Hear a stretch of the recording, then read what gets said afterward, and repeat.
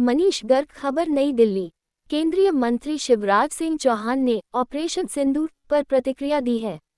उन्होंने पाकिस्तान को चेतावनी देते हुए कहा कि भारत किसी को नहीं छेड़ता है, अगर कोई हमें छेड़े तो उसे हम छोड़ते नहीं हैं।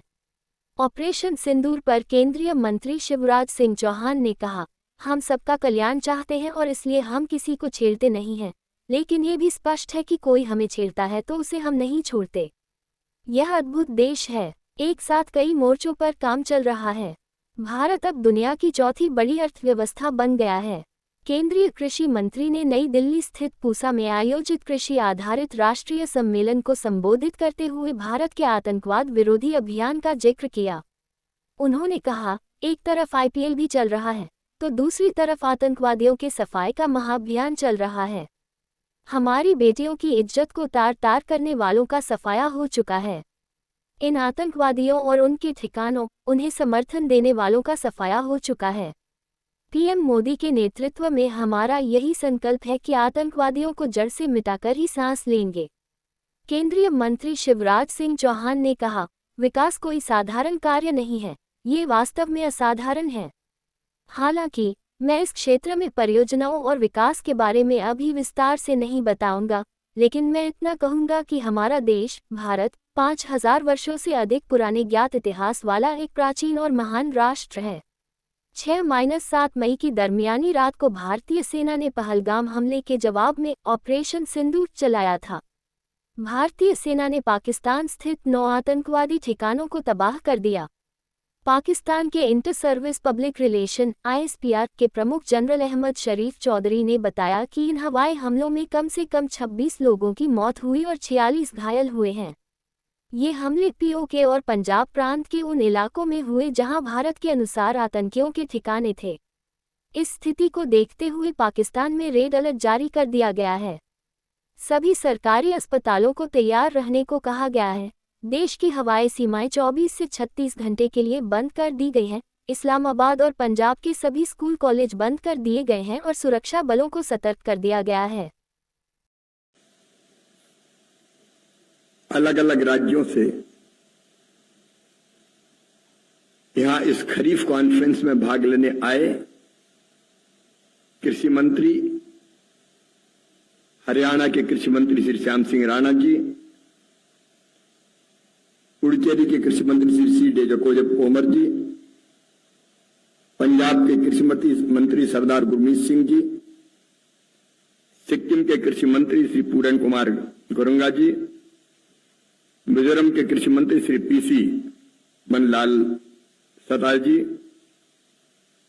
हमारे त्रिपुरा के आदरणीय रतनलाल नाथ जी, छत्तीसगढ़ के आदरणीय रामविचार जी, उड़ीसा के KP सिंहदेव जी, हमारे कृषि सचिव देवेश जी, ICR के DG जाट जी,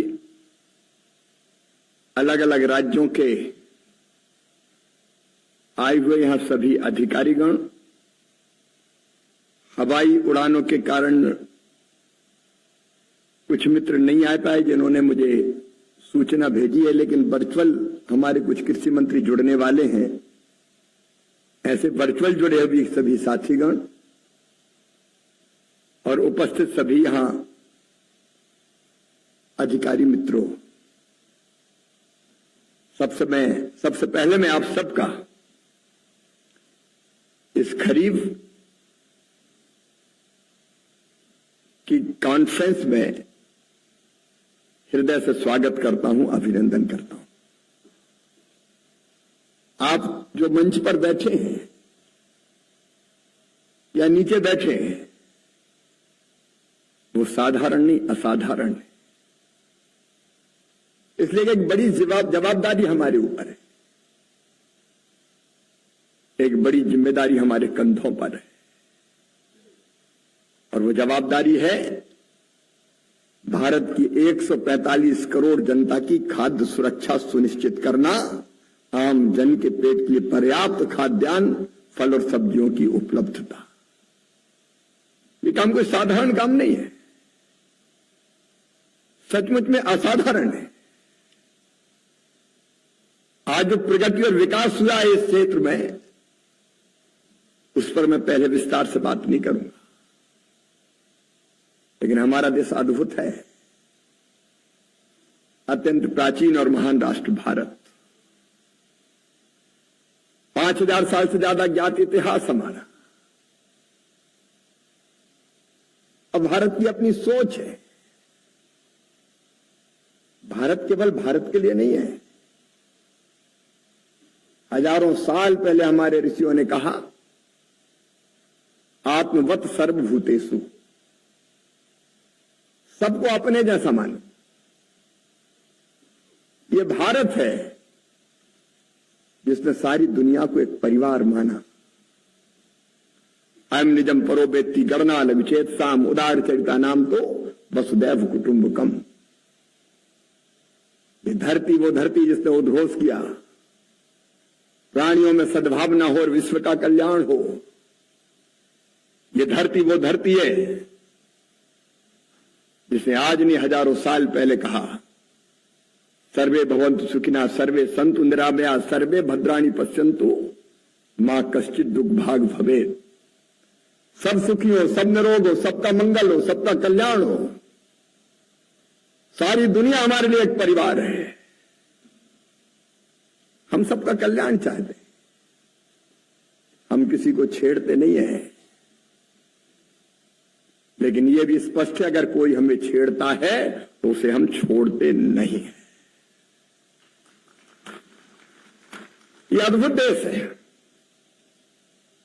एक साथ कई मोर्चों पर काम चल रहा है। आज हमारी खरीफ कॉन्फ्रेंस हो रही है। कल कैबिनेट की मीटिंग थी प्रधानमंत्री जी की अध्यक्षता में। भारत दुनिया की 5वीं से अब 4थी सबसे बड़ी अर्थव्यवस्था बन गया है। एक तरफ किसानों के सम्मेलन, लखपति दीदियों के सम्मेलन, एक तरफ आईपीएल भी चल रहा है और दूसरी तरफ आतंकवादियों के विनाश का महाअभियान भी चल रहा है। जिन्होंने हमारी बेटियों की मांग से सिंदूर पहुंचा था, ऐसे आतंकवादी और उनको सरगना, उनको प्रश्रय देने वाले आतंकवाद के अड्डों को तबाह कर दिया गया है, बर्बाद कर दिया गया। प्रधानमंत्री श्रीमान नरेंद्र मोदी जी के नेतृत्व में संकल्प है हमारा कि अब आतंकवाद का जड़ से खात्मा कर कर ही चैन की सांस लेंगे। नक्सल जो निर्दोषों का खून बहाते हैं, उनके खिलाफ भी अभियान चल रहा है। मित्रों, भारत की अपनी क्षमता है। एक वैभवशाली, गौरवशाली, संपन्न और समृद्ध भारत के निर्माण का लक्ष्य, विकसित भारत के निर्माण का लक्ष्य हमारे प्रधानमंत्री जी ने लिया है। लेकिन आज मैं किसानों के लिए एक बात और कहना चाहता हूं। एक ऐतिहासिक गलती हुई थी हमसे, और वो गलती हुई थी सिंधु जल संधि, और ये हुई थी 1960 में। और ये दुर्भाग्य था हमारे देश का, किसानों का, कि हमारे देश से बहने वाली नदियों का 80% पानी पाकिस्तान को दे दिया गया था। अब इस आतंकी हमले के बाद सिंधु जल समझौता रद्द कर दिया गया है, और हम शॉर्ट टर्म, मिड टर्म और लॉन्ग टर्म भारत सरकार ऐसी प्लानिंग करेगी कि हम एक एक बूंद पानी का सिंधु के अपने किसानों के लिए बेहतर उपयोग कर सकें। और इसलिए यह फैसला भी किसानों के हित में है।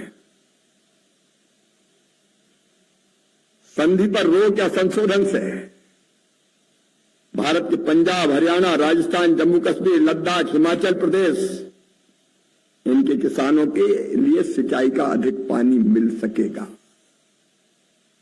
यह ऐतिहासिक फैसला है और देश के हित में तो ही किसानों के हित में है। और हमारा काम है, जो हम सब यहां बैठे हैं, देश की खाद्य सुरक्षा सुनिश्चित करना। मैं आईसीआर के वैज्ञानिकों को बधाई दूंगा, मैं कृषि मंत्री जो बैठे हैं उनको बधाई दूंगा, कृषि विभाग के अमले को भी बधाई दूंगा, और अलग अलग राज्य सरकारें जो प्रयत्न कर रही है उनको भी बधाई दूंगा। आज हमने किसानों की मेहनत से अन्न के भंडार भरे, फलों का हो, सब्जियों का हो, उत्पादन लगातार बढ़ता जा रहा है। उनके आंकड़ों में मैं अभी नहीं जाऊंगा, लेकिन एक बार फिर मैं अपने वैज्ञानिकों को बधाई दूंगा। अभी अभी हमने 2 चावल की किस्में हैं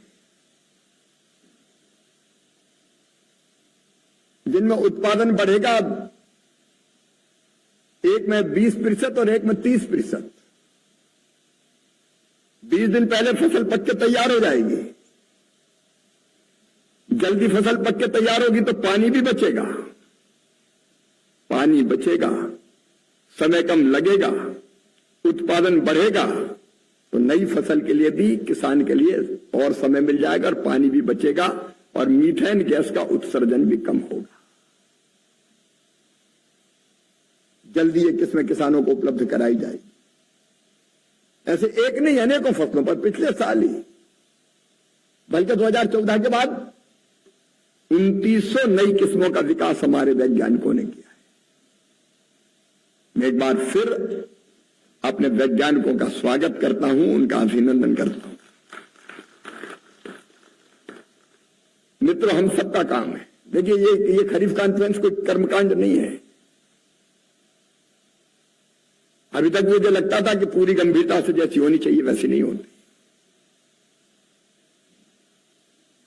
इस बार हमने प्रयास किया, लेकिन अब रबी की कॉन्फ्रेंस अगली बार 2 दिन होगी। 2 दिन, एक दिन पहले अधिकारी बैठेंगे, हर एक राज्य के बारे में वर्कआउट करेंगे और वर्कआउट करके वो प्लान तैयार करेंगे। दूसरे दिन सभी राज्यों के कृषि मंत्री आएंगे और हर राज्य के कृषि मंत्री अपने राज्य की रबी की फसल की रूपरेखा प्रस्तुत करेंगे। आज खरीफ के बारे में हम बात कर रहे हैं। हमारा काम है उत्पादन बढ़ाना, उत्पादन की लागत घटाना, उत्पादन के ठीक दाम देना, किसानों को नुकसान हो जाए तो उसकी भरपाई करना, कृषि का विविधीकरण,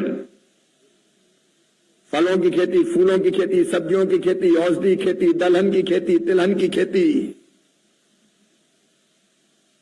अलग अलग जिलों में उत्पादकता कैसे बढ़े? प्रधानमंत्री जी ने 100 कम उत्पादन वाले जिलों में प्रधानमंत्री कृषि धन धान्य अभियान चलाने का फैसला किया है। एक और काम हमें करना है। ये धरती केवल हमारे लिए नहीं है, आने वाली पीढ़ियों के लिए भी है। तो धरती को आने वाली पीढ़ियों के लिए खाद्यान्न उत्पादन करने वाली भी बने रहने देना है। अनियंत्रित, अत्यधिक केमिकल फर्टिलाइजर, कीटनाशक के उपयोग के कारण धरती का स्वास्थ्य भी खराब हो रहा है। इन सब विषयों पर हमें विचार करना है। मैं अभी कर्मकांड की बात कर रहा था। मैं स्वागत करता हूं अपने कृषि मंत्रियों का, समय निकाल कर यहां आए, क्योंकि केंद्र और राज्य मिलकर ही तो ये सब काम करेंगे। हम एक यूनिट है, हम अलग अलग नहीं है, और इसलिए मिलकर हम विचार करेंगे अपने अपने राज्यों में कृषि के बेहतरी के लिए और किसानों के कल्याण के लिए। आखिर हमारी ड्यूटी, हमारा दायित्व, मैं कृषि मंत्री हूं, तो 24 घंटे मुझे केवल यही सोचना चाहिए, मेरी खेती अच्छी कैसे हो, किसानों की बेहतरी के लिए हम बेहतर काम कैसे करें। और जब मैं ये कहता हूं तो दिल से कहता हूं, किसानों की सेवा हमारे लिए भगवान की पूजा है। एक समर्पण के भाव से, कमिटमेंट के साथ, पूरी मेहनत और पूरी लगन से हमको ये सारे काम करना है जिसकी रूपरेखा बनाने आज हम बैठे हैं। लेकिन आज एक बात और मुझे लगती है, वो मैं आपसे शेयर करूंगा। वैज्ञानिक हमारे लैब में काम कर रहे हैं, किसान हमारे खेत में मेहनत कर रहा है, एग्रीकल्चर का विशाल अमला भी है, जिलों में डीडीए से लेकर नीचे तक के अधिकारी है, एक्सटेंशन वर्कर है, कृषि विज्ञान केंद्र है, 731 कृषि विज्ञान केंद्र, 16,000 साइंटिस्ट है हमारे पास, 16,000 वैज्ञानिक कृषि विज्ञान केंद्र में, और अलग अलग जो आईसीआर के 113 संस्थान अलग अलग है, एग्रीकल्चर यूनिवर्सिटीज है, केंद्र की अलग है, राज्यों के पास अलग है। कितना विशाल अमला है अपने पास, क्या हम इसका बेहतर उपयोग कर पा रहे हैं? क्या तालमेल और समन्वय के साथ हम आगे बढ़ पा रहे हैं? सचमुच में कई बार उपलब्धियों पर गर्व होता है, लेकिन मन में तकलीफ भी होती है। कई बार कृषि विभाग के अमले का किसान से कोई संबंध ही नहीं रहता। सॉइल हेल्थ कार्ड बने हुए हैं, लेकिन सॉइल हेल्थ कार्ड देख के कितने किसान अपने खेतों में खाद डालते हैं? कहां पता करते हैं कि जमीन में कौन कौन से तत्व है, ऑर्गेनिक कार्बन कितना है, पोटास कितना है, जिंक कितना है, कौन सी चीज की कमी जो डालनी है। सॉइल हेल्थ कार्ड है लेकिन उपयोग नहीं है उनका। हमारे एक्सटेंशन वर्कर क्या करते हैं, हमारे केवी के क्या करते हैं? लैब में जो प्रयोग होते हैं, लैब में जो अनुसंधान होते हैं, लैब में जो रिसर्च होती है, क्या वास्तव में वो किसान के पास पहुंच पाती है, रियल टाइम में पहुंच पाती है? और जब प्रधानमंत्री जी ने एक संदेश दिया, लैब टू लैंड, हमको लैब में हुए रिसर्च को जमीन पर बैठे किसान तक पहुंचाना ही होगा, एक निश्चित समय सीमा में पहुंचाना होगा। और इसलिए हमारा सारा अमला है, हमारे सारे अधिकारी हैं, मंत्री हैं, हमारे पास सारी सुविधाएं हैं। इसलिए मित्रों, इस काम को करना पड़ेगा। और इसलिए मन में एक विचार आया है जो आपके साथ शेयर करना चाहता हूं। हमारे 2 सीजन होते हैं खरीफ के, मुख्यतः कई जगह 3 फसलें भी होती है। एक सीजन है खरीफ का और एक सीजन है रबी का। आज हम खरीफ के लिए बैठे हैं। हमारे 16,000 वैज्ञानिक, हमने तय किया है हम इनकी टीम बनाएंगे, 4-4 वैज्ञानिक एक टीम में होंगे, 2,000 टीम बनाएंगे, लगभग 8,000 वैज्ञानिकों की टीम। एक टीम में 4-4 वैज्ञानिक, और केवल साइंटिस्ट नहीं होंगे। हमारे डीडीए जिले में, केवीके के हमारे अधिकारी कर्मचारी, मैं राज्य के सभी मंत्रियों से कहना चाहता हूं, आपका एग्रीकल्चर का पूरा अमला जो जमीन पे काम कर रहा है, उनकी एक टीम बनाएंगे और 29 मई से लेकर 13 जून तक ये वैज्ञानिक और पूरा अमला किसानों के बीच जाएगा। उसकी रणनीति भी हमने तैयार की है। एक टीम 4 वैज्ञानिक, कृषि विभाग के अधिकारीगण, केवीके के उपलब्ध अधिकारीगण, प्रगतिशील किसान जोड़े जो अच्छी खेती करने वाले उस जिले में। और ये टीम एक जिले में, एक केवीके के क्षेत्र में जाए, एक जिला मान लेते हैं, और एक जिले में माननीय कृषि मंत्रियों से निवेदन करना चाहता हूं कि हम एक जिले में पॉइंट्स तय कर लें कि हमारे 40 जगह जाना, 50 जगह जाना, हर गांव में नहीं जा पाएंगे, और एक जगह 15-20 गांव के किसान हम बुलाएं, वो पॉइंट्स हम तय कर लें, और एक दिन में ये टीम 3 जगह जाए केवल। एक सवेरे 8-9 बजे, 2.5 घंटे एक स्थान पर रहेगी, वो कार्यक्रम खुले स्थान पे होगा। दूसरा कार्यक्रम गर्मी के दिन है, दोपहर का है, तो किसी हाल में हो, सीमित किसानों के साथ। और तीसरा कार्यक्रम फिर शाम को हो, तीसरा कार्यक्रम फिर शाम को हो, 4 बजे 5 बजे, वो भी ओपन हो। एक दिन में एक टीम 3 कार्यक्रम करे और 2.5 घंटे किसानों के साथ संवाद करे खरीफ के बारे में। वहां की एग्रो क्लाइमेटिक कंडीशंस क्या है, जलवायु कैसी है, वहां पानी कितना गिरता है, वहां कौन सी फसलें उपयुक्त है, उन फसलों के लिए कैसे बीज चाहिए, उनके लिए कैसा खाद चाहिए, उसके लिए कैसी तैयारी चाहिए, उसके लिए जो भी जानकारी हमारे पास है वैज्ञानिकों से लेके अमले के पास, वो किसानों के साथ शेयर करें। उसमें अगर फसल आएगी तो कीट प्रकोप होगा, अगर वायरस अटैक होगा, बीमारी आएगी, तब क्या करेंगे, उस फसल का रख रखाव कैसे करना है, उसी में हम जानकारी देंगे दलहन मिशन की, जहां दलहन अच्छा होता है उसी में हम जानकारी देंगे तिलहन मिशन की। नहीं, दलहन मिशन कृषि विभाग में चल रहा है, किसान के पास पहुंचे नहीं तो फायदा क्या है बताइए। तिलहन मिशन हम कितनी कर लें, अब अगर किसान के पास नहीं पहुंचा तो फायदा क्या है। 100 जिले जो धन धान्य कृषि योजना के अंतर्गत आने वाले हैं, उनमें क्या करना है वो हम तय करेंगे।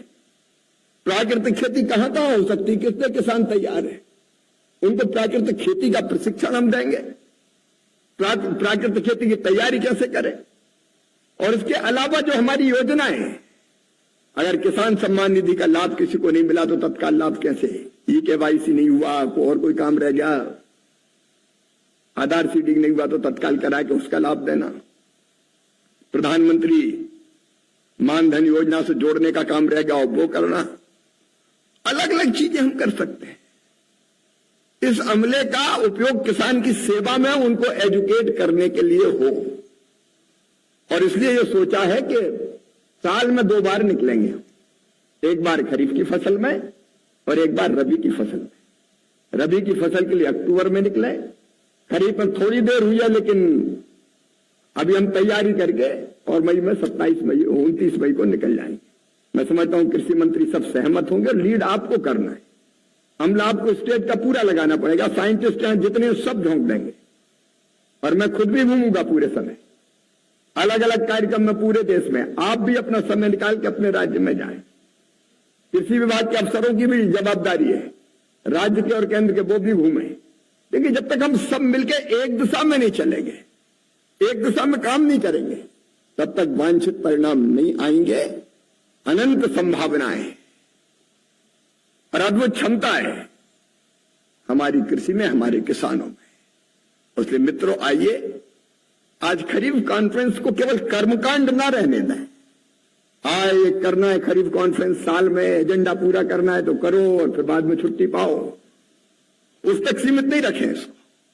यहां से ठोस विचार करके जाएं, यहां से रणनीति बना के जाएं, यहां से योजना बना के जाएं, और उसको फिर नीचे धरती पर क्रियान्वित करने के लिए हम सब जी जान एक कर दें। पूरा देश जगे, किसान जगे, पूरी ताकत के साथ उठे, क्योंकि अभी भी बहुत कसर बाकी है। अगर देखेंगे हम पर हेक्टर उत्पादन, तो दुनिया के कई देशों से हम पीछे हैं। आज हमारे देश में भी अगर देखेंगे तो कुछ जिले बहुत आगे, कुछ जिले बहुत पीछे, तो कम से कम देश के बेहतर उत्पादन तक तो हम सब पहुंचे। फिर अंतर्राष्ट्रीय मापदंड अगर कोई है तो उन पर भी हम काम करने का प्रयास करेंगे। मुझे लगता है मित्रों, अगर हम सब मिलके ये काम करेंगे तो इससे बड़ी देश की और कोई सेवा नहीं होगी, इससे बड़ी किसानों की और कोई सेवा नहीं होगी। अपने किसानों की सेवा के लिए और देश की सेवा के लिए यही उपकरण हमारे पास है, कृषि विभाग। इसके माध्यम से हम दिन रात जी जान काम में जुटे, यही मेरा आग्रह है। और मैं केवल भाषण नहीं दे रहा हूं, मैं कह रहा हूं तो दिल से कह रहा हूं, और मैं कह रहा हूं तो सबसे पहले मैं करूंगा, कोई कसर नहीं छोड़ूंगा। लेकिन मैं से काम नहीं चलेगा, हमको करना पड़ेगा। तो आइए हम दोनों संकल्प लें। एक संकल्प हमारे देश की सीमाओं की रक्षा के लिए। भारत मां से तो हम यही कहते हैं कि जरूरत पड़ी तो रक्त की अंतिम बूंद दे देंगे, लेकिन देश का मान, सम्मान और शान के साथ खिलवाड़ किसी भी कीमत पर नहीं होने दिया जाएगा। हमारे किसान, हमारे कृषि विभाग के सारे साथी इसके लिए कटिबद्ध हैं। हम पीछे खड़े हैं प्रधानमंत्री जी के। हमें गर्व है अपनी सेना पर, सेना के शौर्य पर, हमारे जवानों पर, और ऑपरेशन में लगे हुए सारे साथियों पर।